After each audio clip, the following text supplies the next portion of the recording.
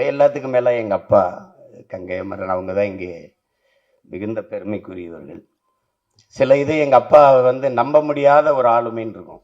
இவராது அப்படின்னு கேட்பாங்கல்ல, அப்படிப்பட்ட ஆள் அவர்.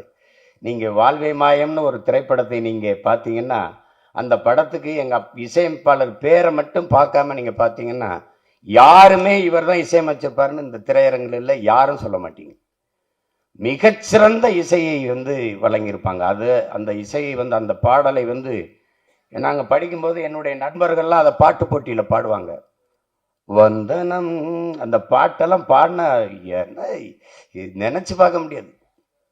அந்த நீலவான ஓடையில் அந்த பாட்டெல்லாம் அப்பா. அப்புறம் வாழ்வே மாயம் வந்து ஒரு தத்துவம், வாழ்க்கை தத்துவம்.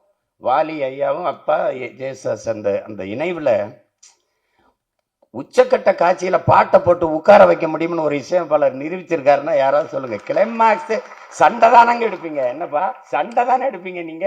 அதுவும் அண்ணன் கமலஹாசன் மாதிரி ஒரு நடிகரை வச்சுக்கிட்டு மரணப்படுகையில படுத்திருக்கிற ஒருத்தனை வச்சு பாட்டை போட்டு படத்தை உட்கார வச்சிட முடியும்னா அது எங்க அப்பாவால் முடியும்னு காட்டியிருப்பாப்ல.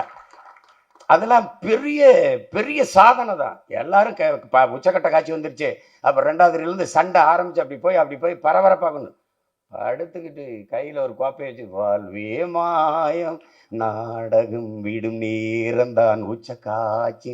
ஐய அதோட கதை அப்படி இருக்கும் படம். நீங்கள் வேணா எனக்காக ஒரு தடவை தொலைக்காட்சியில் போட்டால் தவறாமல் பாருங்க. அப்போ யார் கங்கை அமரன் உங்களுக்கு தெரியும்.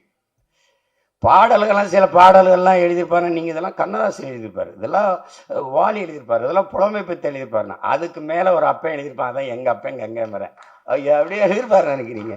ஒன்றும் இல்லை, மண்ணில் இந்த காதலன்றி யாரும் சும்மா பேருக்கு பாவலர் வரதராசன் போட்டாங்க பெரிய ஒரு பேரை.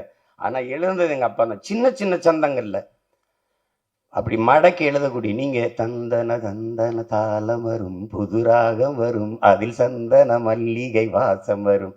அப்பெல்லாம் நாங்கள் படிக்கும்போது என்ன சந்தன மல்லிகை எப்படிங்க வாசம் அதில் வரும் அப்படின்னா, கேள்ற இந்த பாட்டை கேட்டால் வரும்டா. என்னங்கப்பா என்ன நீங்க இப்போ அப்போதைக்கு வந்து இந்த ஒரு ரசிக்கத்தக்க எல்லாரும் ஈர்க்கத்தக்க பாடல்கள் பாடி இந்த மான் மெல்லிசையும் எழுத முடியும், கவிதைத்தனமாகவும் எழுத முடியும். அந்த பகல் நிலவு படத்துல பூமாலையே இளந்தோல் சேரவா, நீங்க இளையராஜாங்கிற ஒருத்தரை அது அப்புறம் வருவோம், ஒவ்வொருத்தரா பேசி வருவோம். எழுதுனதுல அவ்வளவு கவிதை தனம் இருக்கும்.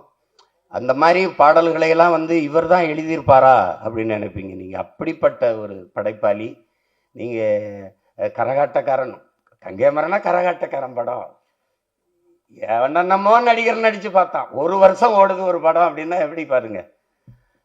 அப்படிப்பட்ட ஒரு படைப்பாளி நம்ம கூட வந்து அமர்ந்திருக்கிறாங்கன்னா அது முதல்ல நாங்கள்லாம் பயணங்கள் முடிவதில்லை அதான் நினைக்கிறேன். அதில் வந்து அப்புறம் வாய்ப்பு கேட்டு வர்றது இடத்துல இவர் தான் கங்கை அமரன் சொல்கிறாங்க. அவர் அந்த மோகனை கூட்டிகிட்டு வந்து அறிமுகப்படுத்துவாங்க. அதில் அப்படி அளப்பெரிய சாதனைகளை செய்த மேதைகள் நம்மோடு சாதாரணமாக உட்கார்ந்திருக்கிறார்கள்ங்கிறதுனாலேயே, அதாவது தாய்ப்பாலும் தண்ணீரும் மலிவாக கிடைக்கிறதுனாலேயே மனிதன் அதை மதிக்கிறது இல்லை. பூமி தன காலுக்கு கீழே மிதிபடுறதுனாலேயே இந்த மனுஷப்பை அதை மதிக்கிறது இல்லைங்கிற மாதிரி நம்ம பக்கத்து இருக்கையில உட்கார்ந்து இருந்ததுனாலே இந்த மகத்தான கலைஞர்களின் மதிப்பு நமக்கு தெரியறது இல்லை. அதுதான் இங்க இருக்கிற சிக்கல். மாபெரும் மேதைகள் படைப்பாளி அது கங்கை அமரன் அவர்கள், அண்ணன் ஆர்வி உதயகுமார் அவருடைய படங்கள் எல்லாம் நீங்க கிழக்கு வாசல், பொன்னுமணி, சின்ன கவுண்டரு, எஜமான் படங்கள்லாம் பார்த்தா திரையில் ஒரு கவிதை தான், திரையில் ஒரு கவிதை. அதில் வந்து பொன்னுமணியில் அன்ப சுமந்து சுமந்து மொத்த படத்தையும் அந்த ரெண்டு நிமிஷம் பாடலில் கொண்டு வந்திருப்பாங்க. அப்பா இளையராஜாவும் அண்ணன் உதயகுமார் அவ்வளோ பெரிய படைப்பாளிகள். என் தம்பி பேரரசுலாம் வணிகத்தை குவிச்சு கொடுத்த ஒரு படைப்பாளி. எல்லா மேதைகளும் இங்கே இருக்கிறாங்க. இந்த விழாவிலே எனக்கு மகிழ்ச்சியும் நெகிழ்ச்சியுமா இருக்கிற ஒரு பெரியது என்னுடைய தாய். ரொம்ப நாளாக நானும் என்னுடைய கையிலும் எங்கள் அம்மாவை தேடிக்கிட்டு இருக்கோம். அவங்களுக்கு பொங்கலுக்கு எடுத்த புடவை இன்னும் அப்படியே இருக்குது. அம்மாவை காணோம்னு எந்த பயல்கிட்ட கேட்டாலும் அம்மா அங்கே இருக்காங்க. இதெல்லாம் இந்த பயலுக்கு தெரிஞ்சிருக்கு, இவன் சொல்லவே இல்லை. இன்னைக்கு வந்து எங்கள் அம்மாவை இந்த விழாவில் தேடி கண்டுபிடிச்சி எனக்கு கொடுத்த இந்த நிகழ்ச்சியாளர்கள், குறிப்பா அஜய்க்கு என்னுடைய அன்பும் நன்றியும். டயா பூஸ்டர், சுகருடைய ரிமோட் கண்ட்ரோல் இனி உங்க கையில. அனைத்து மருந்து கடைகளிலும் கிடைக்கும். செய்திகளை உடனுக்குடன் தெரிந்து கொள்ள கீழ்கண்ட கேபிள் மற்றும் டிடிஹெச் நெட்வொர்க்குகளில் எம்நாடு செய்தி தொலைக்காட்சியை காணுங்கள். பாதகம் செய்பவரை கண்டால் நாம் பயம் கொள்ளலாகாது பாப்பா. மோதி மிதித்துவிடு பாப்பா, அவர் முகத்தில் உமிழ்ந்துவிடு பாப்பா. அண்மை செய்திகளை உடனுக்குடன் தெரிந்து கொள்ள இணைந்திருங்கள் எம்நாடு தொலைக்காட்சியுடன்.